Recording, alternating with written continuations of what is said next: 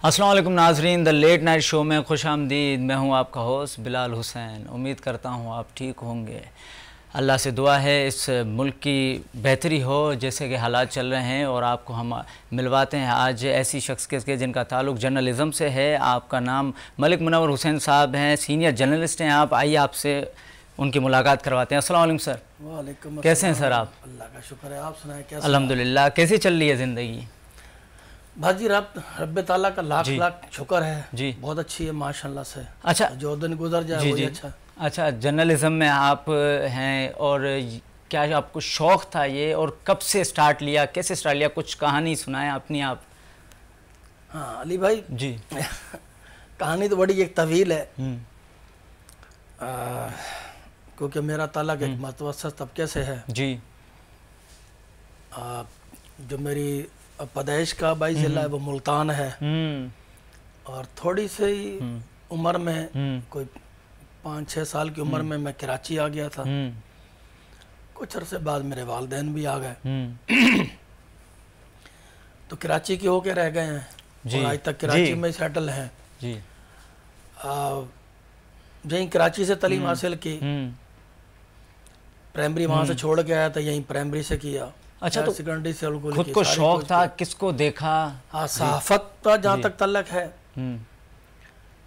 तो इस लाइफ में तो मुख्तलिफ और भी शोबों में मैंने काम किया जी जी जी माशाल्लाह। मगर 1997 में बाकायदा तौर पर मैं सहाफत को मैंने ज्वाइन किया। काफ़ी टाइम हो गया आपको? जी बिल्कुल, अल्हम्दुलिल्लाह। माशाल्लाह। उस वक्त ये इलेक्ट्रॉनिक मीडिया नहीं था, पेजर नहीं था, मोबाइल नहीं थे, ये व्हाट्सएप, ये यूट्यूब, ये चीज़ें नहीं थी, तो बड़ी वो टफ लाइफ गुजरी है। और उस वक्त सूरत हाल ये होती थी कि हम देखते थे कि सहाफ़ी की बहुत कदर होती थी। जी, बहुत कदर होती थी, बहुत वैल्यू होती थी, बड़ी वैल्यू होती थी। मुख्तलिफ जो पार्टियों के लोग हैं, ऐसे कि हमारा कोई सियासी बैकग्राउंड भी था, क्योंकि शुरू में ही हमारे जो अबाब अजदाद हैं उनका कहीं ना कहीं सियासत से ताल्लुक़ रहा है जी। मुल्तान से फ़खर इमाम साहब जो जिनका जंग मुल्तान से ताल्लुक़ है, उनसे शाह महमूद कुरैशी हो गया, यूसुफ रज़ा गिलानी हो गए जी, और मार इकबाल हराज होते थे, वफात पा गए हैं, उनके भतीजे हैं बैरिस्टर रज़ा याद हराज। अच्छा। तो ये 2-4 फैमिलियाँ थी जो हमारे मुल्तान और बराबर में जो तहसील कबीर वाला ज़िला खानावाल की, वो पहले मुल्तान की तहसील थी। अच्छा। तो उनमें बड़ा सरकर्दा उनका किरदार रहा है, तो उस वजह से हमें भी वो सूझबूझ रही सियासत में, देखते आ रहे थे कि सियासत क्या होती है, वो एक थोड़ी सी सूझबूझ उसमें आई हुई थी। और फिर हमारा बचपन अच्छा गुजरता गया, चलते आए, फिर कराची में आए, तो कराची तो एक जगमगाता शहर में मिला, बाद में कुछ नज़र लग गई जी। वो जगमगाता शहर जो है रोशनियों का शहर, बाद में अंधेरों में भी हमने डूबता देखा है। मगर मैंने यहाँ पर सरकारी जॉब भी उसमें भी मैंने अप्लाई किया था, बल्कि मैं सिलेक्ट भी हो गया था, पुलिस का डिपार्टमेंट था। अच्छा, तो मैं ये सहाफत के बाद आपने ज्वाइन किया? पहले। अच्छा, पहले 92 में। 92 में तो मुझे फिर अच्छा नहीं लगा था, क्यों पुलिस का रवैया होता है लोगों से, दिल नहीं मान रहा था, मुतमईन नहीं हो रहे थे जी। तो अल्लाह पाक ने, वही होता है जो नसीब में होता है, अल्लाह पाक ने एक मौका दिया सहाफत में कदम रखने का। तो यहाँ मैं जिक्र जरूर ये करूँगा जी जी कि जो हमारी पॉलिटिकल लाइफ थी, सोशल मेरी बहुत ज़्यादा एक्टिव थी, मैं एक सोशल वर्कर भी हूँ, उस वक्त भी मैं था जी। तो मेरी एक गैदरिंग थी, बड़े लोगों के साथ वो गैदरिंग थी, बड़े लोग ज़ाहिर उनका नाम है मखदूम अमीन फ़हीम साहब थे जी, साबिक सुप्रीम कोर्ट के चीफ जस्टिस सैयद सजाद अली शाह साहब रहे हैं,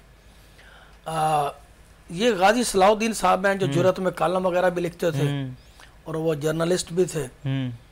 उनका ख़ास तौर पर वो सिर्फ अनाउल हक के नाम से कॉलम लिखते थे। मेरी उनसे दोस्ती थी, उन्हीं की मार्फत इन लोगों से भी हमारी मेल मिलाप रहा, उनके घर पे ज़्यादा रहा, बूट बेसन पे उनका घर होता था।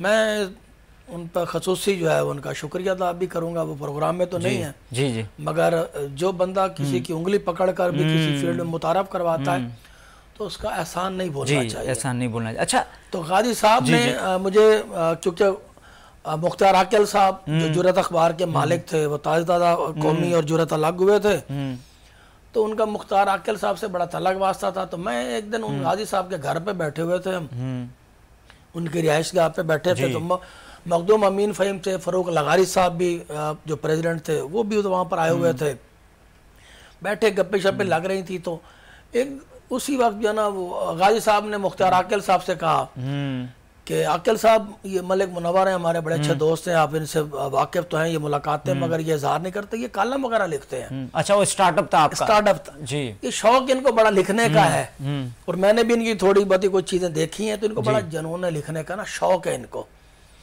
तो इनको ज़रा मौका दें। तो आकिल साहब ने उसी दिन मेरा हाथ वहाँ से पकड़ा और अपने दफ्तर में ले आए, जो जुर्रत अखबार का दफ्तर था। मेरा बाकायदा पहला जो एक प्रोफेशनल तौर पर जो पेपर था वो मेरा जुर्रत अखबार था। जुर्रत अखबार के लिए अपॉइंट हो गया? जी जी, उस वक्त में पहले, उससे पहले मुख्तलिफ क्राइम टाइम दूसरे थे, एक दो थे, उनमें मैं कॉलम भी, कोई छोटी स्टोरियाँ भी लिख देता था। तो वो बाकायदा हम वहाँ पर आ गए। 2-3 और दोस्त भी हैं, उनका जन्म भी मेरे साथ ही हुआ उस इदारे में, तो उन्होंने भी वो सहाफत में कदम रखा, हमने भी रखा। और ये वो दौर था, उस दौर में ये व्हाट्सअप का कहानियां नहीं थी जी, ये व्हाट्सएप वाले साफ़ी नहीं थे जी, बड़ी मुश्किल हालात होते। अच्छा, मैं वही पूछ रहा था कि अब पहले की सहाफत में और अब की सहाफत में क्या फ़र्क रह गया, या पहले सही थी या अब गलत जा रही है? पहले की सहाफत में ये था कि आपको एक सहाफ़ी से मिलने के लिए ना बड़ी मेहनत, बड़ा अदब एहतराम, बड़े जतन करने पड़ते थे, और वो चंद सहाफ़ी होते थे, हर गली में सहाफ़ी नहीं था। मैं आपको यही तो बता रहा हूँ ना जी अली भाई, जो हमारे साथ गुजरी, मैं जिक्र करूंगा, आज आपने ये बात की है जी, जी। तो ये अच्छी चीज़ है। इंस्टीट्यूशन होता है कि चीज़ों को देखा जाए, उसको समझा जाए, डिसऑर्डर नहीं होना चाहिए।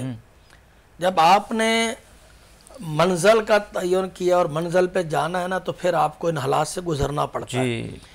इस फील्ड में बहुत सारी तकलीफ़ें भी हमने उठाई हैं।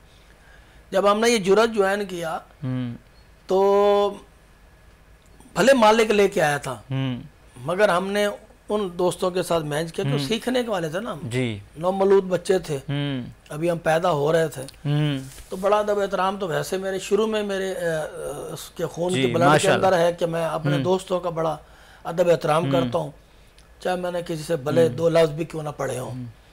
ये मेरी वालदा का था कि नहीं, एहतराम करना भी चाहिए होता है और करना चाहिए। अली भाई, जब हमने जुर्रत अखबार ज्वाइन किया और फिर हम बराबर में दूसरे अखबारात के 2-4 थे ना, जैसे बड़े, ये अब तो अखबार भी बहुत आ गए, उस वक्त अखबार भी इतने नहीं थे जी, चैनल तो खैर थे ही नहीं जी, इलेक्ट्रॉनिक मीडिया का तो कोई तस्वर ही नहीं था, कोई कॉन्सेप्ट ही नहीं था। तो उस वक्त हमें बड़े कुछ हमारे जो साफी दोस्त तनकीद का निशाना बनाते थे, भाई क्या समझ के आए हो, ये सहाफत ये कोई आसान है? जो सीनियर थे, ये कोई बच्चों का खेल है? सीनियर जो थे, जिनमें मैं जिक्र करूं, जिसारत में उस वक्त होते थे A.H. खानजादा, तारिक अबुल हसन जियो में आजकल हैं, वो भी उस जिसारत में होते थे, मोहम्मद बिन यूसुफ, तो सिराज अहमदी हमारे जुर्रत अखबार में होते थे जी। वो कहते यार इनसे जाओ जरा फलानी खबर तो ले आना।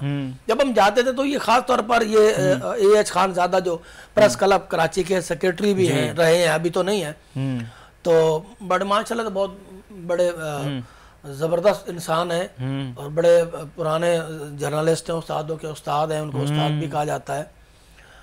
तो वो तनकीद करते थे कि बेटा जाओ अपने माँ बाप को खिलाओ, कमा पिला के खिलाओ, ऐसे आ जाते हो कि हमें जो कोई SP या कोई दूसरे लोग हमें बड़ी इज्जत देते हो तो समझते हो कि हर बंदे के लिए ऐसा हो जाएगा। ये तो आपने तालीम मुकम्मल नहीं की जी। उस वक्त मैं इंटर में था, इंटर में करके आया था, ग्रेजुएशन में थे, तो बोला जाओ यार बच्चे अपनी पढ़ाई वढ़ाई पूरी करो, नौकरी करो जी, जाओ। तो अच्छा, दिल को उस वक्त तो तकलीफ भी होती थी कि यार ये बंदा बड़ा तंज करता है, तनकीद करता है। खैर फील्ड में आ गए थे और शौक भी था, जुनून की हद तक शौक भी था। जुनूनियत इसलिए थी कि कोई सियासी छतरी हमारे सर पे नहीं थी या हम किसी और का शेल्टर लेके नहीं आए थे। एक तो वो जिसने इंट्रोड्यूस करवाया जी, उसकी इज्जत का ख्याल रखना था, दूसरा ये कि इस कराची में बहुत मसले मसाइल होते हैं उन लोगों को जिनका कोई पुरसान हाल नहीं होता। हम उनकी आवाज़ बनना चाहते हैं जी कि यार इतने लोग हैं। अच्छा, हमारे इलाके से यहाँ बहुत लोग कराची में आए हुए हैं, कुछ आ गए थे, कुछ मजीद आ रहे थे, तो उस वक्त तो बड़ी दुश्वारी होती थी। किसी के सबसे ज्यादा मसला तो यहाँ पे पुलिस का ही होता था या कोई गली के इलाके के बदमाश का था। तो एक शेल्टर तो चलते थे लोगों के, तो हम सियासी शेल्टर तो यहाँ ले नहीं सके थे, कुछ सियासी जमातों का वो था बड़ा मल दखल था। तो बड़े डर हमने यही सोचा कि यार सहाफत में जाते हैं जी, सहाफत एक अपनी बिरादरी भी है, फिर एक वो भी एक बड़ा वो होगी, देखते हुए भी आ रहे थे का भी एक फेमस चेहरा भी इसी में हम जल्दी इंट्रोड्यूस हो जाएंगे। लोगों की बड़ी इज्जत भी होती है और बड़ी अप्रोच भी होती है साफियों की। तो ये मसले मसाइल थे, इन वजह से फिर हमने इसमें कदम रखा, चले। और जब हमने लगे रहे ना अपने काम में, तो मुझे मैं एक वाक्य यहाँ पर आपको कोड करूं। यही एज खान ज़्यादा जब हम प्रेस क्लब से निकले तो वो भी मोटरसाइकिल पे थे, मैं भी मोटरसाइकिल, शाहीन कम्प्लेक्स के पास उन्होंने मोटरसाइकिल, क्योंकि सिग्नल तो रुकी, इत्तेफाक में मैं आगे था, वो पीछे आ गया, उनकी गाड़ी रुक गई। उन्होंने मुझे देखा तो उन्होंने कहा बेटा बात सुनो, तो मेरे छोटे भाई हो, मेरे भाइयों की तरह हो, अब तुम्हें कोई भी इस फील्ड से नहीं निकाल सकता, दब के लगे रहो, तुम अपनी मेहनत से जगह बना चुके हो। मैंने कहा सर वो कैसे? अब तो मुझे बड़ा बोला नहीं, मैं आपकी तनकीद बराए तनकीद नहीं करता था, तनकीद बराए इस्लाह करता था। और यहाँ बड़े बड़े लोग आते हैं, सहाफत ज्वाइन करते हैं, फिर भाग जाते हैं, फेस नहीं कर सकते, सफर नहीं कर सकते। ये बड़ी मुश्किल मुसाफत वाला सफर है, ये हर एक का काम नहीं था। मगर आप अच्छे लड़के हो, आपके अंदर जुनून है, और आप मेरा तजर्बा ये कहता है कि आप आखिर तक सफर करोगे। तो क्योंकि उस वक्त की बात ऐसी है कि जुरत में हम थे, फिर मैं जुरत के बाद असास में चला गया जी। असास में फिर मैं चीफ रिपोर्टर भी रहा, काफ़ी टाइम गुजरता रहा। उसके बाद मैं खबरें अखबार में चला गया, खबरें ग्रुप में अखबार में रहा, फिर उनका चैनल आ गया, चैनल 5 के नाम से मैंने खबरें, और चैनल 5 इस खबरें ग्रुप में मैंने तकरीबन 15-16 साल मैंने गुजारे वहाँ पे। और वहाँ हम कुंदन बन के निकले, हमें वहाँ पर बहुत ही हर फील्ड में भेजा गया, हर जगह पे भेजा गया। सुबह घर से निकलते थे और अगली फजर की जब अजान आ रही होती थी उस वक्त हम घर पहुँचते थे। और जो असाइनमेंट दिया जाता था, कभी हम ये नहीं कहते थे कि इस पर हमने नहीं जाना, हमारे पास पेट्रोल है नहीं है, क्या नहीं। ये कहना था कि उस्ताद ये ना कहे जी कि यार आपको ये असाइनमेंट दिया था आपने नहीं किया। तो आज भी वो एक हमारे उस्तादों में से ही हैं, सिराज अमीदी साहब, बड़े सीनियर जर्नलिस्ट हैं, हेल्थ उनकी बीट होती थी। वो आज भी बाज़-औक़ात मिलते हैं ना, तो बड़े हंसी मजाक में वो लोगों को ये बात बावर कराते हैं कि यार मैंने इनको बड़े उल्टे सीधे असाइनमेंटों पे भेजा, मगर ये वहां पे भी जाके डिसाइड नहीं हुआ, ये करके आया, हमेशा करके आया। हम कहते थे कि ये भाग जाएगा, मगर ये भागा नहीं। और ये उसका इसीला है कि ये मलिक मुनव्वर एक अपनी पहचान बन चुका है और एक अपनी शनाख्त रखता है। 10 दोस्तों में बैठा हुआ तो लोग जानते हैं कि ये मलिक मुनव्वर है। तो मैं तो आज भी उस सिराज अहमदी साहब के कदमों पे हाथ रखता हूँ। माशाअल्लाह। एयरवाई में शेख महमूद साहब हैं, उनसे हमने क्राइम की अल्ले सीखी। बड़ा मुश्किल सफर था ये। सहाफत जो है वो आसान खेल नहीं था। क्राइम रिपोर्टिंग में भी आप रहे हैं? क्राइम रिपोर्टिंग भी की, जर्नल रिपोर्टिंग भी की, फिर मैं पॉलिटिकल रिपोर्टिंग में आ गया। पॉलिटिकल रिपोर्टिंग में तो फिर अब अल्लाह पाक का लाखों करोड़ों करम है, मौला पंजतन पाक के सदके में हमने उसमें अच्छी खासी। अब जो सहाफ़ी है, जो सियासत के बारे में पढ़ता है, जो सहाफ़ी, उनको पॉलिटिक्स में भी थोड़ा वो हो जाता है, इल्म आ जाता है, पॉलिटिक्स की भी नॉलेज आ जाती है। तो एक सहाफ़ी को हम पॉलिटिशियन भी तो देख सकते हैं, तो आपको कभी इंटरेस्ट हुआ कि पॉलिटिक्स में जाऊं, सियासत करूं, या सियासत किसी सियासत तो मैंने आपको बताया कि हमारी जन्म घुट्टी में है, वो तो मेरे घर से है जी। हमारे घर में, हमारे ख़ानदान में 2 पार्टियों की सियासत होती थी, एक पाकिस्तान पीपल्स पार्टी और दूसरी पाकिस्तान मुस्लिम लीग। हमारे अगर बिरादरी में से आधा धड़ा उधर है तो आधा धड़ा अपने खानदान में जी, इसलिए हमारे खानदान के पीछे बैकग्राउंड पे यही रहा है। मगर जैसे जैसे हमने अपना सोच एक शऊर पकड़ा, सोच देखी, शहीद जुल्फकार अली भुट्टो की जो जदोजहद देखी, उसके ऊपर जो मुजालिम ढाए उस मार्शल दौर में, पीपल्स पार्टी के वर्करों के साथ जो कुछ हुआ, तो एक हमदर्दी जो है हमारी वो पीपल्स पार्टी के साथ रही। तो वो उनकी जो जद्दोजहद है पीपल्स पार्टी की लीडरशिप की, मोहतरमा बेनज़ीर भुट्टो शहीद हो गई, मुर्जा भुट्टो साहिब शहीद हो गए, उनके जो तर्ज सियासत रहा है, वो अवाम की बात करते थे, रोटी कपड़ा मकान का नारा लगाते थे। लोगों को क्या चाहिए? यही तो चाहिए था, रोटी कपड़ा और मकान। इस स्लोगन बहुत अच्छा नारा था, ये बहुत स्लोगन अच्छा लगता था। तो हमें भी लगा अच्छा, हमने कहा ठीक है। तो आपने कहा ना कि सियासत क्यों नहीं ज्वाइन की? सियासत उस वक्त हमारे अंदर सियासत तो एक वो जरासीम तो थे, सियासी जरासीम तो थे, मगर जो हम किरदार अदा करना चाहते थे ना, वो शायद मैं इस कराची में जो एक इंसानों का हूच, कितना बड़ा शहर है, इतना बड़ा, उस कस्बे में हम जिले में नहीं निकल सके, तो कराची तो फिर बहुत बड़ा ना। अमीर इतने हम थे नहीं, पराडो वराडो हमारे पास नीचे नहीं थी, सरमाया इतना था नहीं, ताज़ी कमानी, ताज़ी रोटी पकानी, ताज़ा अपनी लाइफ को जो है वो मेंटेन करना।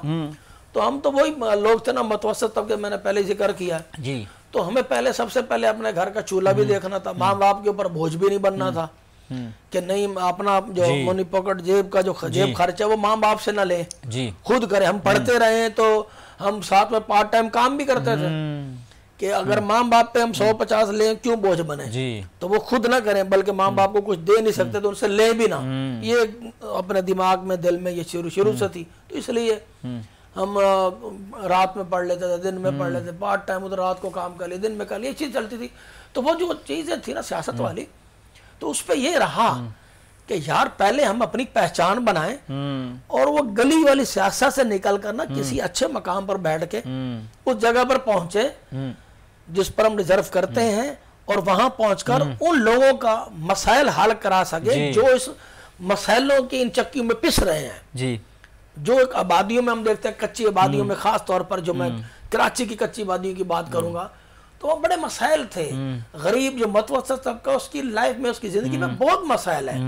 इन मसाइल को पॉइंट आउट करने के लिए हमें वो प्लेटफार्म चाहिए था, और हम चाहते थे कि अच्छे तरीके से करें। मगर ऐसे तो वो जा नहीं सकते थे कि वडेरे की हम औलाद नहीं थे, जागीरदार हम थे नहीं, सरमायादार हम थे नहीं।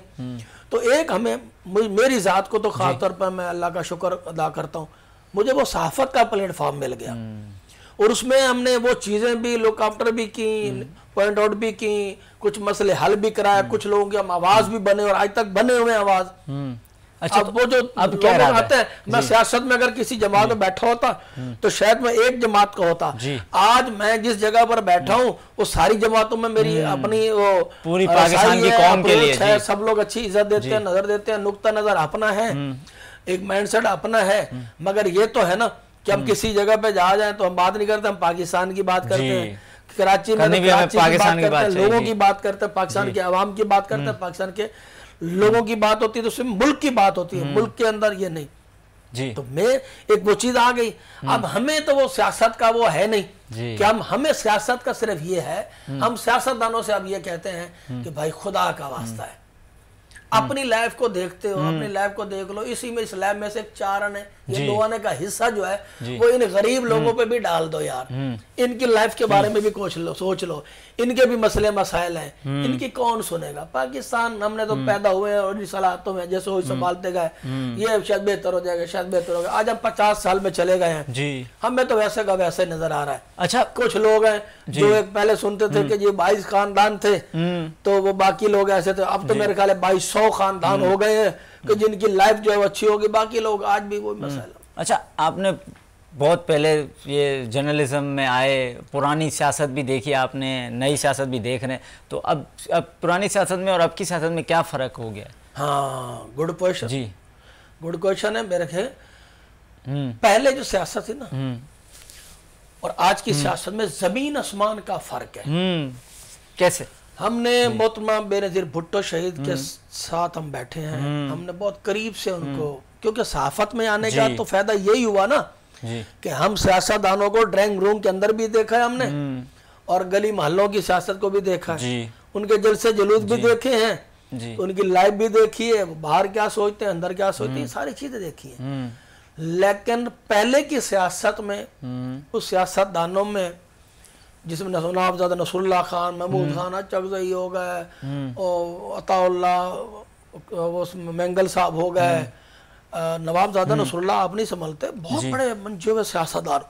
हमारे उस वक्त जनून होता था, हम यंग थे, तो इन चीज़ों को हम देखते जो हमने आके बड़ा तहम्मुल, बुर्दबारी, बड़ी तहजीब, शाइस्तगी कूट कूट के भरी होती थी। वो अपने मुखालिफ को तनकीद का निशाना बनाते थे ना, तो वो भी अदब एहतराम के साथ, वाह क्या अदब एहतराम के साथ। तो वो सियासत में और इस सियासत जमीन आसमान का फर्क। अब तो पता नहीं ये गालम गलोच, ओए तोए, ओए तू ये किसने मुतारफ करवा दिया। एक तो ये मुस्लिम लीग नवाज का जब दौर शुरू हुआ, उसमें तज़हीक अमीज जो सियासत का जो एक 59 डला शामिल हुआ, वहां से शुरू हुई। और ये बानिए पीटीआई, उसने तो फिर कमाल ही कर दिया, उसने तो कोई लिहाज ही नहीं रखा जी। वैसे कहता ऑक्सफोर्ड यूनिवर्सिटी का पढ़ा हुआ था, वो ये था, ओए फलाने, ओए ढिंगाने, ओए मत तेरे को, ओए मत तेनू, ये जीटी रोड पे वो गुंडा मौला जट नूरी नाथ, ये वाली चीजें आ गई। चले जी बढ़ते हैं जी बढ़ते हैं ब्रेक की जाने। प्रोड्यूसर साहब का कहना है ब्रेक लेते हैं, ब्रेक के बाद हाजिर होते हैं। ब्रेक के बाद खुशामदीद। मलिक मुनव्वर हुसैन साहब के साथ हम बात कर रहे थे, बहुत ही मज़ा आ रहा था। सीनियर जर्नलिस्ट हैं आप, उनकी पर्सनल लाइफ के हवाले से अभी बात शुरू करेंगे। उनके साथ हमने सियासत पे बात की, जर्नलिज्म पे बात की। जी मलिक मुनव्वर हुसैन साहब, तो आपकी पर्सनल रूटीन कैसी है अब और कैसी रही है? क्योंकि आजकल की जो रूटीन चल रही है फ़िलहाल, जो कराची शहर कायद में, कराची शहर में रात भर जागना, फिर देर से उठना, ये जो रूटीन चल रही है, इस पहले की रूटीन कैसी थी और कैसी होनी चाहिए? कैसी रूटीन है आपकी? देखिए बड़ा पीसफुल ये शहर था जी। माजी में जो हमने देखा, रोशनियों का शहर था। कोई फुटबारों पे भी, घर के बाहर फुटबारियाँ होती थी, डमनम लगी होती थी, वहाँ को लेट जाता था, या होटलों पे बैठ जाते थे। तो ये लूटा मारी नहीं थी, बड़ा पुरसकून शहर था। इक्का दुक्का कहीं कोई वारदात हो जाती होगी तो हो जाती होगी, वरना ये हालात हमने अपने बचपन में या जवानी में ये नहीं देखे। अब हाल ये है, अब हालात इस नहज तक पहुंच चुके हैं कि बंदा घर के बाहर तो दूर की बात है, गली में तो दूर है, बाजारों में तो दूर है, घर के अंदर भी महफूज नहीं है। कि जत्थे हैं, टोले हैं, आज तक की बात है, आज तक के रिकॉर्ड हैं ये केसेस, मुकदमा 4-4, 6-6 अफराद का टोला बनता है, वो रात को घरों में कूद जाते हैं। मुख्तलिफ वाक़यात हो चुके हैं, अभी रिसेंटली ये कल परसों भी हुआ है जी। एक गुलबर्ग में मेरे कल वाक़या हुआ है, और एक किसी और जगह का था। ये 2 केस, घर में घुसे हैं, सरकारी अफसर था, उसके घर में घुसे हैं, घर वालों को जो है किडनैप किया और सारा लूटा मारी करके तसल्ली से चले गए। तो ये तो घर के अंदर ये हालात हो चुके हैं। इसकी ये लोग कहते हैं जी बेरोजगारी है, फलानी, तो इसका क्या हाल है? हुकूमत क्या कर रही है जी? सेफ सिटी का नाम सुनते रह गए हैं, पता नहीं चलता, गाड़ियां छिन जाती हैं, चोरी हो जाती हैं। कोई अगर 50 गाड़ियां गई हैं तो 2 मिल जाती हैं, 4 मिल जाएंगी, बाकी का पता ही नहीं। लेकिन उनको पता है कहाँ जाती हैं, अच्छा, कौन से ग्रुप पे चलते हैं, कोई काम करने को तैयार नहीं है। ये वाला नहीं कराची था, ये वाली हुकूमतें नहीं थी।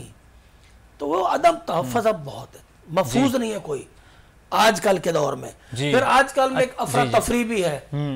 अच्छा, बेरोजगारी की हालत ये है कि आप जैसे नौजवान लड़के सैकड़ों की तादाद बेरोजगार हैं। मोबाइल उन्होंने पकड़ा हुआ है, उन्होंने रोजगार की कोई चीज नहीं ली, कोई लैपटॉप ले ले या कोई चीज ले ले या कोई छोटी सी मशीन को लगा ले, अपना काम करें जैसे हमने की है।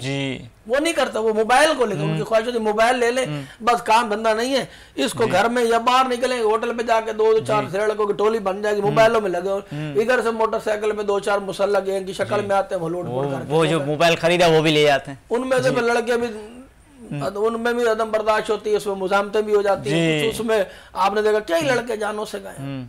ट्रैफिक का इंतहाई अच्छा मोबाइल से याद आया मुझे कि अभी आपने जैसे कहा कि काम वाम नहीं करेंगे, मोबाइल खरीद के या मोबाइल में लगे हुए होंगे।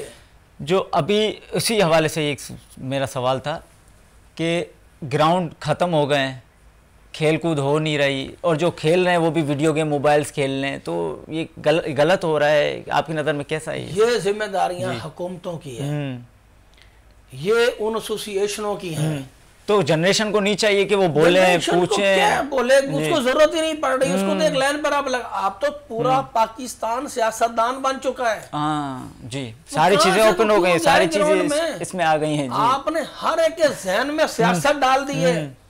हर बंदा पाकिस्तान का बच्चा ले ले, बूढ़ा ले ले, औरत ले ले, उसको सियासत की पड़ी हुई। जब इस मुल्क में आपने सियासतदान पैदा ही कर रहे हैं तो उसमें डिग्री वाले तो हुए नहीं है, लेकिन सुनी सुनाई वाले सियासतदान हर घर में है जी। अगर घर में कोई 8 फर्द है या 4 या 6 है ना, 6 है ना, तो 4 तो पक्के सियासतदान है। वो कह रहे होंगे कि ये सही है, ये फलाना है, वो ये है, वो है। और यार खुदा के बंदे, जो आप इन पर दिमाग खर्च कर रहे हो, कुछ अपने ऊपर कर लो, कुछ अपने रोजगार पे कर लो, भाई कर सकते हो। और खास तौर पर पूरे पाकिस्तान में से ये कराची एक ऐसा शहर है जो 24 घंटे पहिया चलता है। 24 घंटे ये माशी हब है जी, बेशक है, लोग कहने की बात नहीं है, हकीकत। और इसमें आप कोई भी काम कर ले, आप आज के दौर में भी 1000-2000 रुपए आपके लिए कोई मुश्किल नहीं कमा। तो इस बेरोजगारी में, इस बेरोजगारी में आवाम की भी कोताही है। क्या बेरोजगारी क्या है? जो बेरोजगारी एक लड़का ये 30,000 का 25,000 का ये मोबाइल ले रहा है, वो 30 हजार का अपनी गली में नहीं लगा सकता, शर्म आती तो किसी मार्केट के अंदर चला जाए, वहां को सॉफ्टवेयर का कोई एक लैपटॉप ले ले 20-25 का, वहां लगा ले, 2 घंटे की जॉब कर ले, कुछ तो जेब खर्ची आएगी और उसको समझ भी आती जाएगी। नहीं करना, अम्मा जी, बाबा जी, पापा, डैडी, मम्मा, पापा वो करेंगे और मैं तो अपनी मर्जी से सोऊंगा, सारी रात जब होटलों पे बैठेंगे, गपशप में गुजार देंगे, सुबह नमाज उन्होंने पढ़नी नहीं है, आधा दिन वो सोते रह जाते हैं, फिर शाम को फ्रेश होते हैं, बाहर निकल के आ जाते हैं, मनफी सोच उनके दिमाग में पहले ही होती, फिर कहते हैं हमारे माँ बाप ने हमारे लिए कुछ किया ही नहीं, पापा कुछ कर ही नहीं रहे, पापा कुछ कर ही नहीं रहे, सारा मुर्द इल्जाम भी उनको उठाते हैं। और भाई उन्होंने तुम्हारी परवरिश की, तुम्हें पढ़ाया, तुम्हें इस हालत तक वहां खड़ा कर दिया। और आज जो पहले वाले माँ बाप है ना, उन्होंने अपने बीवी बच्चों को सबको पाला पोसा, रोजी अल्लाह ताला देने वाला। बेशक बेशक। वो एक बंदा पहले 10 बंदे पाला था, अब 10 बंदे एक को नहीं पाल सकते। अब अगर माँ बाप थोड़ा सा बुजुर्ग मजूर या अल्लाह माफी तो कुछ भी उनको हो जाता है जी, हकीकत, तो वो कहता अल्लाह मियाँ इसको संभाल ले, औलाद ये कह रही होती है। सारों को मैं नहीं कहता जी, अभी भी कुछ लोग बड़े फरमानदार हैं जिनकी वजह से ये माहौल मामला चल रहे हैं, मगर अक्सरियत ही ये हालत है, वो जान छुड़ा रहे होते हैं, अपने ऊपर उनको बोझ समझते हैं। यार क्या हो गया, हमें इनकी इस्लाह की जरूरत है, हम ये तरबियत चाहिए थी। इसमें कौन सा इदारा है, इंस्टीट्यूशन है कि जो आपके नौजवानों को इस तरफ रागिब करे। ग्राउंड नहीं है जी, चाइना कटो, भाई सारों पे चाइना कटिंग हो गई है, आपका दिमाग खराब है भाई। आप जब उनको उस तरफ जाने नहीं दे रहे, ग्राउंड तो अभी भी खाली पड़े हैं, और आपने ठेके पे दे दिए ग्राउंड, ग्राउंडों पे आपने टिकटें लगा दी हैं, ग्राउंडों पे आपने फीसें लगा दी हैं, ग्राउंड तो आपने वैसे फरोख्त कर रखे हैं। 4 चाइना कटिंग के शिकार हो गए, 4 माफिया के हाथ में चले गए हैं, उन्होंने वहां पर उसको कमर्शियल करके तो अपने धंधे लगाए हुए। तो ये जिम्मेदारी गवर्नमेंट की है, हुकूमतों की जिम्मेदारी है। कम अज कम आप ना दे, नौजवानों को रोजगार नहीं दे पा रहा है, हालांकि हेल्थ एजुकेशन और ये जो रोजगार है ये स्टेट की जिम्मेदारी है देनी। हम तो पैदा हमारा बच्चा होता है, 2 सालों बाद हम उसका अखराजात उठाना शुरू करते हैं, एक माफिया की शक्ल में पहुंच जाते हैं कि जो स्कूल है, फिर उसमें कंपटीशन है। मेरा बच्चा, मुझे कहेंगे यार आपका बच्चा फलाने स्कूल में नहीं पढ़ता, उसमें पढ़ता था। हम पीले स्कूल के पढ़े हुए हैं, पीले स्कूल, वो कहते थे इसमें वर्दी सलवार कमीज पीली होती थी, स्कूलों का कलर भी पीला होता था, सरकारी स्कूल थे। अब तो सरकारी स्कूल भाई साहब हमें दूरबीन में भी नजर नहीं आते। तो क्या हम आपको बिल्कुल नालायक और नाहल नजर आ रहे हैं पीले स्कूलों के पढ़े हुए? और आप अगर कोई एसीओ वाले और इतनी वीआईपी जगहों पर पढ़े हुए तो आप कर क्या रहे हैं? ये किया आपने, दिखाए ना मुझे। आजकल का नौजवान वो सिर्फ ये गवर्नमेंट कुछ नहीं कर रही, मेरे माँ बाप ने कुछ नहीं, आप क्या कर रहे हो? आप यार मोबाइल देख रहे हो तो मोबाइल में तो ये चीज देखो ना कि यार दूसरे के नौजवान क्या क्या कर रहे हैं। आजकल का नौजवान भी वो भी इन्हीं नौजवानों में से है ना जो अपने मुल्क का नाम रोशन कर रहे हैं, बाहर जा रहे हैं, सब कुछ हो रहा है। यार बाहर आप 1 लाख कमा लोगे, यहाँ घर में बैठ के अगर आप 50,000 कमाते, 20,000 भी कमा लेते तो आपका 1 लाख के बराबर है जी। अब माँ बाप की नजरों में हो, देखभाल में हो, रह गए किसी के काम आ रहे हो आप, भाई बहन के, रिश्तेदारों के। जी। तो मैं तो ये कहूंगा जी, देखिए हमारी जो लाइफ है, मैं अपनी जाती बात करूं, मैं तो खुद तरसता हूं, ईमानदारी से कह रहा हूं जी, कि मैं रात को ईशा की नमाज पढ़ के खाना वाना खा पी के आराम से जल्दी 10-11 बजे सो जाओ, फिर सुबह फजर के टाइम पे उठो। हमारी तो लाइफ अपनी है ही नहीं, मेरी जाती तो मेरी लाइफ अपनी नहीं है। मेरी सहाफत के साथ साथ सोशल एक्टिविटी भी है, सहाफत के साथ साथ मेरी एक कम्युनिटी है कराची में, बहुत बड़ी तादाद में रहती है। उन सब की जो यहाँ पर जो सरबराही है वो भी मेरे जिम्मे है, उनका भी मेरे कंधों पर वह है। तो मेरा दरवाजा 24 घंटे खुला है। अच्छा, मेरे अपने बीवी बच्चे भी हैं जी, माशाल्लाह। मेरा बच्चा भी ग्रेजुएशन उसने की है, उसको भी शौक था सहाफत में, जीटीवी में रिपोर्टिंग कर रहा है माशाल्लाह। बेटियां मेरी अभी पढ़ रही हैं, कॉलेजों में हैं, छोटे बच्चे भी मेरे पढ़ रहे हैं। मेरा तो ज्यादा यही फोकस है कि बच्चे तालीम हासिल करें। देखिए आप तालीम हासिल कर लोगे ना तो आपको समझ लें कि आंखें मिल गई, आप किसी चौराहे पे जाके अच्छे बुरे का इंतखाब कर सकोगे जी। ये उस स्टेज तक छोटे लोग बच्चों को थोड़ा संभालना पड़ता है जी। तो हमने तो अपनी कोशिश की है, जो अपने बच्चों के बारे में सोचते हैं वही पड़ोस वाले के भले, वही मोहल्ले वाले के बच्चों के लिए भी, वही दूसरों के बच्चों के बारे में भी सोचे कि भाई ये गलत है जी, ये गलत कर। मैं अपने बच्चों की, मैं इस वक्त बैठा हूँ ना मैं पान खाता हूँ, ना छालियाँ खाता हूँ, ना गुटखा खाता हूँ, आप मेरा मुंह चेक कर सकते हैं, ना सिगरेट पीता हूँ जी, कोई नशा नहीं करता। अगर जवानी में हमने जाके थोड़ा बात किसी दोस्तों के साथ बैठे भी तो हम उस तरफ नहीं गए, हमने अपने आप को संभाला। महफिलें में हमारी भी रही हैं, फिर वो जो हमारी फील्ड है ना इसमें तो फिर बहुत सारे जराए हैं, बहुत सारे लोग करते हैं, लेकिन हम खुद इंतखाब कर सकते, ये बुरी चीज है, ये अच्छी चीज है। तो अल्लाह का शुक्र है बैठे हुए हैं, पूरे घर वालों को भी लेके चल रहे हैं, अपने कम्युनिटी के लोगों को भी चल रहे हैं, दोस्त अहबाब का हल्का भी लेके चल रहे हैं, तो सबको लेके चल रहे हैं। और आज का नौजवान अगर मेरा बेटा है वो ये कामयाब इंसान बनना चाहता है ना तो उसको सिर्फ अपनी उस लाइफ को उसको मेंटेन करने का उसका इंतखाब करना पड़ेगा कि सही रास्ता कौन सा, गलत कौन सा। और उसको सबसे बड़ा फायदा आजकल के जवान को ये है कि अगर वो एक अच्छा शहरी बनता है और एक जिम्मेदारी अपने कदों पे लेता, चाहे वो किसी तरह की भी हो, घरेलू ले ले जिम्मेदारी, कारोबार की ले ले, कोई भी अपना, क्योंकि आज छोटे लेवल पे करेगा तो कल बड़ा होगा ना, स्टेप बाय स्टेप। वो कामयाब है नौजवान। आज का नौजवान बड़ा कामयाब इसलिए कि एक तो उसके अपने 4-6 दोस्त हैं, 150 दोस्त उसके भी हैं।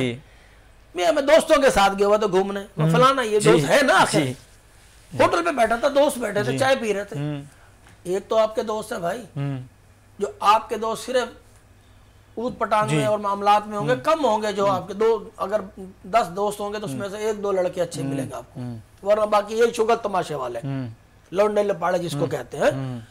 लेकिन आपके बाप के जो दोस्त होंगे ना वो मिच्योर मिलेंगे। तो आपको अपने दोस्तों को भी लेके चलना है, और जब आपने अपने वालिदैन के दोस्तों को साथ ले लिया तो आपको तो एक खेप मिल गई जी, आपका तो हल्का बाप बढ़ गया जी। तो जब आपका हल्का बाप बढ़ता है तो क्या आप उनमें हेल्प नहीं ले सकते? क्या आप अपने आप को उनमें काफी एक्सपीरियंस भी मिल सकता है जी। आप अगर कोई काम करना चाहें, कोई जॉब करना चाहें, कोई कारोबार शुरू करना चाहें तो आपका तो हल्का उस वहीं से शुरू कर दो ना। इन दोस्तों में 2-4 चीजें इधर, 2-4 उनसे, ये आपका वो आपको ओबलाइज करेंगे कि यार वो नहीं, यार ये अच्छा कर रहा है। तो यहाँ से चलते चलते आपका स्टेप ऐसा आपको काफी एक्सपीरियंस मिलेगा, सीखने को मिलेगा। तो ऐसा नहीं है तो लोग करना नहीं चाहते। आजकल नौजवान बहुत घाटे में है, जो अपने माँ बाप को उनकी रुसवाई ले रहा है या उनके दोस्तों की रुसवाइयां ले रहा है, वो सिर्फ अपनी दुनिया में मगन हो गया है। भाई ये दुनिया तो थोड़े दिनों की है जी, 4 दिन की चांदनी फिर अंधेरी रात। हमने अपनी जिंदगी का हर एक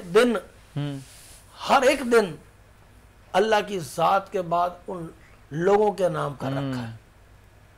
लोगों को, मैं कोई बड़ा कोई वो नहीं हूँ ना, मैं वो जेडीसी हूँ ना, मैं को वो बड़ा कोई अब्दुल सारिदी साहब ना कुछ, लेकिन एक लोगों को देख के एक तो शौक पैदा हुआ, और दूसरा हमने खुद वो मसाइलों से झीले अपने ऊपर, उनका सामना किया है, और लोगों को इस हालत में देख के बर्दाश्त नहीं होता, तो चलते हैं, उसको सर्वाइव कर रहे हैं। तो यही सोचते हैं कि यार किसी के लिए जी लो ना यार जी, अपने लिए तो हर कोई जीता है, किसी के लिए तो जियो। जब आप किसी के लिए ये सोच कर आप लग जाएंगे ना कि नहीं यार मैंने तो यार इन लोगों के लिए कुछ ना कुछ करना है, फिर आपको अपनी थकन, अपना चैन, अपना आराम भूल जाओगे, क्योंकि आपको इतना देर सोचना नहीं पड़ता। शेख सादी से किसी ने पूछा था कि ये बंदा बड़ा आपकी शिकायत करता है, उसने कोई जवाब नहीं दिया। फिर आया, फिर सोचा, 2-3 दफा हुआ, उसने कहा शेख साहब मैं आपसे बार बार कहता हूँ कि ये बंदा आपके बारे में बड़ा गलत सोचता, बड़ा मनफी सोचता है, आपको जवाब नहीं दे रहा। शेख सादी ने कहा कि बात सुनो, मेरे पास टाइम ही नहीं है उसके बारे में सोचने के लिए, मैं इन अच्छाइयों से मुझे फुर्सत मिलेगी जो मैंने चॉइस की हुई है, मुझे इनमें फुर्सत नहीं है, मैं उसके बारे में क्या सोचूं, उसकी तो सोच ही मनफी जी। आप अपनी सोच को पॉजिटिव रखो, आप ये सोचो कि वो क्या कर रहा है।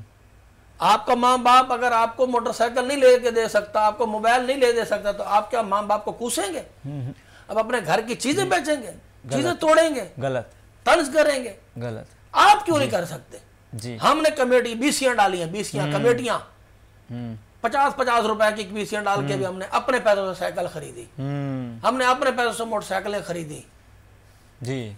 हमने माँ बाप की ये जो जितना कुछ भी हमारे पास, आज हमारे पास कारें भी हैं, घर भी है, सब कुछ है, अल्लाह का शुक्र है।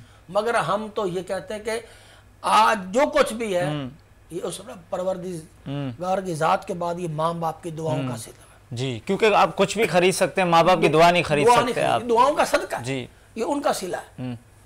और आपको अगर माँ बाप कुछ दे नहीं सकते ना बेचारे, तो अगर उनकी दुआ भी आपको मिल रही है ना, तो उस देने से बहुत ज्यादा कीमती वो दुआ है जो आपको नजर नहीं आ रही, मगर वो सपोर्ट है जी। हजरत मूसा सलाम से ऐसा किसी ने नहीं, अल्लाह पाक ने कहा था कि मूसा आप संभल के चलना, अब दुआ वाले हाथ तेरे नहीं रहे यार, परवरदिगार ने। और ये लोगों की खल्के खुदा की खिदमत, ये तो अल्लाह से बड़ा रास्त अल्लाह के है जी, क्योंकि वो कह रहा है इंसानियत के बारे में करना, इंसानियत के बारे में सोचना, इंसानियत के बारे में वो कह, उसको बड़ी मखलूक प्यारी है उस रब को, तो जब आप उसकी खिदमत करोगे, आप उनके बारे में अच्छाई सोचोगे, उसकी दाद रसी करोगे, उनके साथ खड़े हो जाओगे, उनको कोई उनके साथ कोई ज्यादती हो रही, शेल्टर दे रहे हो, आप उसको कोई दे नहीं सकते तो उसको सहारा दे रहे हो थोड़ा सा, तो यही तो चीजें हैं भाई, ये बहुत कुछ आपको कर देती है। तो हमने अपनी जिंदगी तो सोचा ही नहीं कि हमने क्या जीना था, क्या करना था, यकीन जाने मेरी लाइफ तो ये है वो लोगों के नाम। कोई शाम, कोई दिन, कोई रात ऐसी नहीं गुजरती कि मेरे पास, मेरे घर या मेरे राह चलते कोई बंदा मुझे ना मिलता हो कि यार मेरा ये मसला है। बहुत सारे मसले मसाइल आते हैं अदालतों के, थानों के, आगे पीछे लोगों के, हमसे मेरी कोशिश होती है कि यार जो कुछ कर सकते हो ना कर दो। और आपको ये भी बता दो कि जब हमारे मेरे अंदर मैं भी एक इंसान हूं ना, इंसान हूँ, गलतियां इंसान से ही होती है, कभी कभी दिल में ये आ जाता है कि यार ये क्या अजाब बन गया जिंदगी, नहीं आपको अपना काम बंदा कोई बिहार होता है, दूसरी छोड़ो यार आज तुम बात करनी नहीं किसी से, मोबाइल बंद कर दो, ले जाओ, सो जाओ, कर जाओ। ये मेरा तो भाई तजर्बा है, मैंने वो जब भी ऐसा कोई अमल किया घाटा ही हुआ है, घाटा ही हुआ है जी। और जब मैंने सोचा ना कि ये 100 रुपए या 5 रुपए जेब में है, तो मैंने किसी जिसको देखा मैंने कि यार ये ज्यादा जरूरतमंद है, तो फिर भी मैंने नहीं दिए, तो मुझे भी आगे कहीं से रुपए की उम्मीद नहीं हुई। तो ये तिजारत है, ये तिजारत अल्लाह के साथ जी, बेशक उस रब की जात के साथ तिजारत करो, बेशक अल्लाह आपका निगहबान होगा, अल्लाह आपका हामी होगा। मैं कोई एज ए मीडिया पर्सन हो के भी, मैं अभी रफ्तार अखबार है उसमें मैं एज एडिटर बैठा हुआ हूँ, अजीत अखबार मैगजीन भी है, अभी भी उसमें अपनी खबरें लगा सकता हूँ। हकीकत है, मुझे शर्म आती है एडवर्टाइजमेंट के लिए। एडवर्टाइजमेंट मुझे शर्म आती है कि यार ये क्या। मैंने कोरोना में जो हो सका कुछ दोस्तों ने सपोर्ट किया। आती रात को, रात के 2-3 बजे लड़कों का एक ग्रुप बनाता था, मोटरसाइकिलों पे उनके राशन पीछे रखवा के उनके घरों पे दस्तक दे के खामोशी दिला देता था। किसी वो को वीडियो पता ही मेरे ना। पास बनी हुई हैं, मौजूद हैं, लेकिन लेने वाले का चेहरा नहीं आया। क्या बात है। देने वाला सिर्फ दरवाजे पे गया, उसने रख दिया, दस्तक दे के वापस चला गया। ये मैंने मुतारफ करवाया था कोरोना में जी। अच्छा।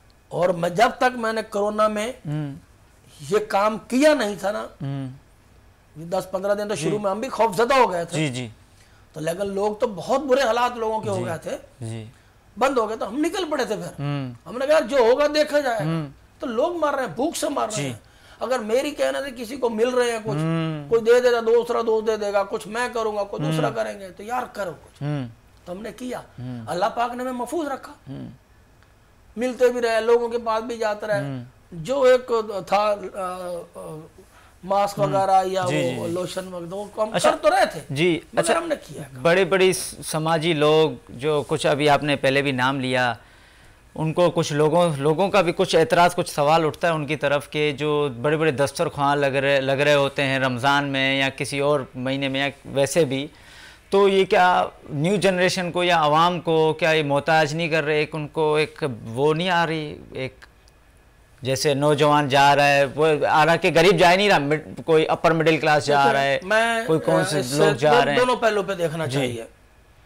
आज दस्तरखान की जो बात की जाती है और लोगों ने भी ये पॉइंट उठाते हैं कि यार ये लोगों को भिखारी बना दिया गया, मुफ्त का खाना खिलाया जा रहा है। देखो, खाना आपकी और मेरी क्या जरूरत है मैं किसी को खिलाऊं? बेशक जी। ये नसीब का लोग खाते हैं और वो देने वाला है। बेशक। वो खाने आ रहे हैं तो जो दे रहा है जी। मैं तो नहीं खिला रहा ना, या वो जफर अब्बास तो नहीं खिला रहा ना, या कोई सिलानी की क्या जरूरत है लोगों की यार, खिलाने की क्या जरूरत है लोगों की जी? किसी की जरूरत नहीं है जी। बेशक। किसी को खाना खिलाए, बेशक। ये मेरे परवरदिगार की है, वही है मालिक। बेशक। वही मालिक है, वही है जो निजाम हस्ती चला रहा है। हाँ बेशक। वो किसके हाथ से क्या काम ले रहा है जी, क्या ड्यूटी लगा रहा है, ये उसकी मर्जी। ठीक रहेगी बात जी खाने वाले की जी, तो खाने वाला जाके क्यों नहीं खाए? देखो, आपको और मैं तो आप अफोर्ड कर लेंगे। आजकल का तो वो हालात हो गए हैं कि आप और मैं भी नहीं कर सकते जी। आपकी 20,000 25,000 रुपए तनख्वाह हो, 1,000 रुपए या मजदूर की दिहाड़ी हो, मजदूर अच्छा भला यही देखा जाता है ना कि वो जा रहा है, अगर वो रोटी होटल से नाश्ता सुबह घर से निकल जाता है, होटल पे नाश्ता करता है, आज के दौर में 150 रुपए का नाश्ता हो रहा है जी। 150-200 तो यही चलेगा। पे 60 रुपए चाय, वरना बाद पे कुछ 80 रुपए की भी चाय है, मैं दिखा सकता हूँ जी। कहीं 50-60 का तो वो बन जाता है जी, पराठा वगैरह जी, पराठा तो अंडा ऑमलेट वगैरह 150 का है ना जी। अब आप दोपहर की रोटी खाएं 200 रुपए की जी, हो गया। तो ये कितने गए? ये 350 रुपए गए, चले गए। ये सिर्फ रोटी के जी, ना वो कुछ अगर वो सिगरेट पीता है या वो कोई कोल्ड ड्रिंक पी लेता है या वो कोई और चीज नहीं, तो फिर आधे पैसे तो चले गए उसमें। और रात की अलग, अगर रात की भी उसको होटल पे खानी पड़ जाती है तो ये कितने हो गए? 500-600 रुपए। ये 500-600 रुपए तो उसमें चले जाए, वो 400 रुपए में क्या करेगा? तो बंदे ये कोशिश करते हैं कि वो सुबह की रोटी भी किसी दस्तरखान से खा लेंगे, दोपहर से भी वहां से खा के वो पैसे बचा लेते हैं। किसी का दिल नहीं चाह रहा होता भाई जी कि मुंह नीचे करके वो खाए। हालात इस नज पर कि खुदा किसी को न ले जा, ये नहीं होना चाहिए। हाँ अच्छा, इनके लिए एक पता तरीका कार क्या, बजाय आप रोडों पे ये वो करने के, उनको इज्जतदार तरीके से बिठाएं, कहीं बनाना चाहिए। और उनके लिए ये भी होना चाहिए कि रोजगार के तरीके का, वो जो आप बांट रहे हो ना, तो आपके फिक्र बनना चाहिए, पता होना चाहिए। उनको मंथलियां बांध दो, उनके घरों में आटा पहुंचा दो, उनको रोजगार करवा दो। मगर यहाँ मुसीबत ही है ना, कोई जंगल में मोर नाचा किसने देखा? देने वाला भी नहीं देखता ना कि यह पत्नी से क्या किया है, खुद खा गया, गबन कर गया, क्या किया, तो वो दिखाना भी पड़ता है। तो ये तशहीरी मुहिम जो आ गई है ना, ये ईमान की कमजोरियां हैं। ये दिखाने वाले के लिए भी वो जो कर रहा है और जो दे रहा है उसके लिए भी वो भी कहता है आपने क्या किया। एक तरफ तो कह रहा है यार ये ले मेरा खुफिया पैसा लेगा, दूसरी तरफ वो देखता भी है एल्बम की शक्ल में, वीडियो की शक्ल में कि क्या क्या कर रहा है, फिर देता है आके। अच्छा मैं कर रहा हूँ, मैं अगर किसी से मैंने मांगा नहीं, मैंने रोड पे खड़े होकर आज तक किसी से चंदा नहीं मांगा, मैंने किसी बंदे से जाके चंदा नहीं लिया। अपनी तनख्वाह में से जो मंथली मेरी सैलरी होती थी ना उसका मैं एक हिस्सा निकालता हूँ एक, और कोई दोस्त आ जाए तो उसकी मर्जी, वरना वो जो मुझसे हो सकता है उसमें से मैं लोगों की हेल्प जी। माशाल्लाह माशाल्लाह, बहुत बहुत अच्छा लगा मलिक मुनव्वर हुसैन साहब के साथ बात करके। आप सीनियर जर्नलिस्ट भी हैं, आप समाजी कारकुन भी हैं। मिलते हैं अगले हफ्ते। अल्लाह हाफिज़।